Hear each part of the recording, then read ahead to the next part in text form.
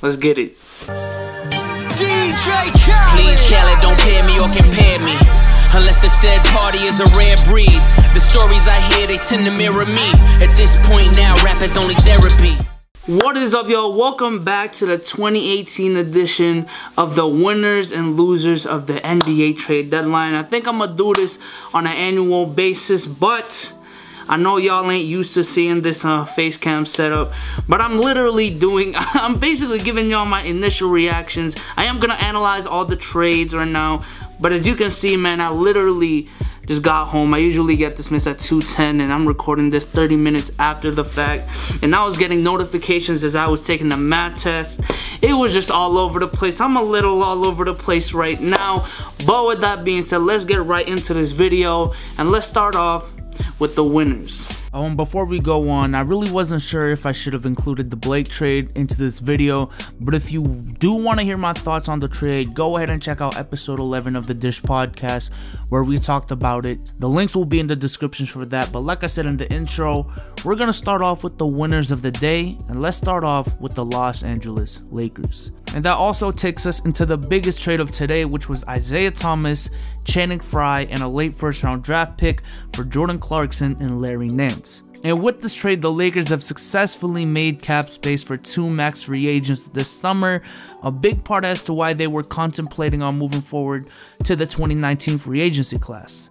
However, the move they made today by trading for Isaiah Thomas's expiring contract and getting rid of Jordan Clarkson's puts them back into the contention for both Paul George and LeBron James in the summer of 2018. While I don't know if that's a plan I would be willing to commit to, they did win in the sense that they got exactly what they wanted. The next winner would be the Cleveland Cavaliers, and I would say they're probably the biggest winner. And it's not even for the pieces that they got, which I'll talk more about a little later. I just think in terms of the direction and leverage, they hit a home run on this. And they put all the pressure on LeBron James without fully risking their future by trading the Nets pick. They've at least on paper, because we gotta make sure to say on paper, like, you know, we were doing that last time and we know what happened. But at least on paper, they have found once again a balance within winning now and preparing for a LeBron-less future. They added a 16 to 18 point per game scorer who's also 6'7" in Rodney Hood to help LeBron out on offense, alongside another 15 point per game scorer in Jordan Clarkson, a guy who may actually fulfill the role that Cavs fans were expecting from D Wade coming into this season, being the leader of the second unit. And while he's definitely not one of the best rim protectors available, Larry Nance is definitely a great piece to add to their defense, and it's just right that Larry Nance's son will play for Cleveland. They also added supposed to be defensive point guard in George Hill, which again will help out their biggest weakness in defense. And in terms of the bigger picture, the Cavs management finally went up to LeBron and said this: LeBron, are you gonna commit or not? Yes or no? No? Okay, we will move forward and do what we feel is best for our team and not what you think is, because we're tired of you creating the narrative. We will give you the pieces to work with. No one will be traded from now on till the offseason, and it's up to you to lead this team to whatever you want to lead them to.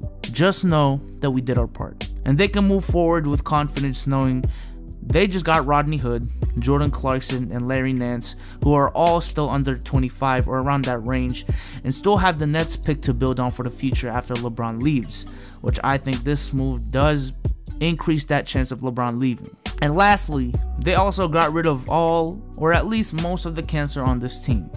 Isaiah Thomas is gone, and I won't even go in depth about that, but just know that he's gone. Okay, Iman Shumpert and his contract is gone. Jake Crowder and his highly underperforming self is gone, and D Wade as well, who definitely showed his age, is gone as well.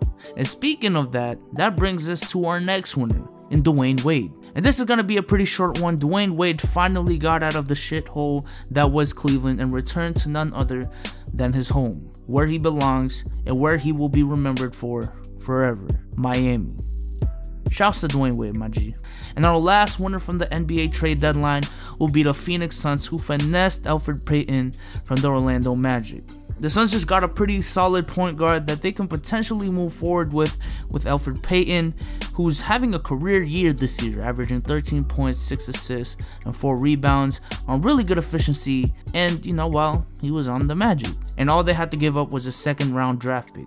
And if Elfrid Payton turns out to be a really good player, or a better player than people thought he was, the Suns could go into the draft not necessarily looking for a point guard, and could look into someone like DeAndre Ayton or Mo Bamba, and I think that would be a better plan for them moving forward, assuming Elfrid Payton does perform to his standards. And now on to the losers, because when there's a trade deadline and when there are trades involved, there are definitely going to be winners and there are definitely going to be losers. And let's just start off with a pretty obvious one in Isaiah Thomas. And it pains me to say this because he's one of my favorite players in the league. He has gone through a lot the past year, and he really has not done anything to deserve any of it prior to Cleveland. But that's just the way life is. Starting from the trading process to the whole controversy with the Cavs pulling back because of his hip injury, to his adjustment on the Cavs once he got there and them putting a lot of blame on him, to being traded to the Lakers where he most likely will not get the minutes, where he'll most likely not make the playoffs, and will most likely, it's basically a guarantee at this point, that he will not receive the Brink trucks that he's been asking for. And it's been a very rough ride for Isaiah Thomas the past couple of months, and it's not looking any brighter. Look, I just feel bad for the dude because he probably learned to not trust anyone anymore after his experience the past couple of months. And the dude is a great guy. But that's just the way life is, man. Shouts to Isaiah Thomas. Keep your head up, my G. Next up is LeBron James. I kind of alluded to it earlier, but once again, all the pressure is on LeBron James. LeBron James has been given the pieces to work with, and now it's all up to him to lead this team to whatever he wants to lead them to. There is no more excuses. No more. He got the upgrade that he wanted, albeit not exactly how he wanted it. He didn't get that marquee name, but then you get what you get, Bron. The cancers on the team have been removed. You got younger. You got better defensively. LeBron has to make this work.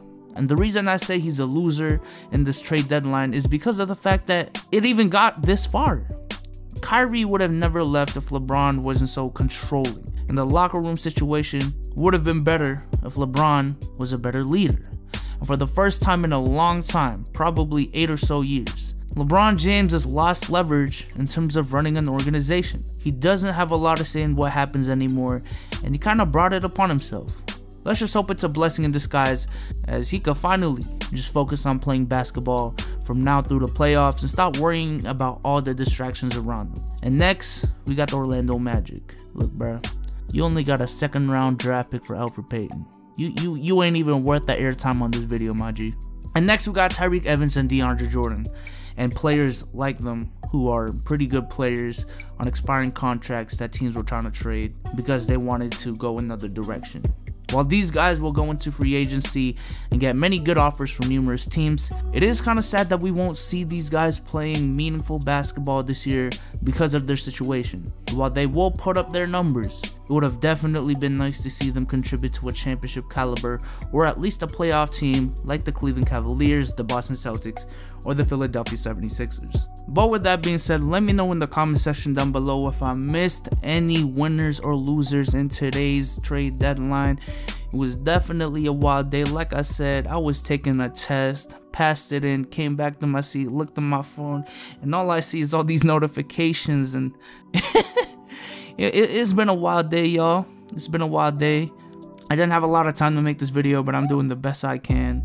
But with that being said, I'm out. Peace.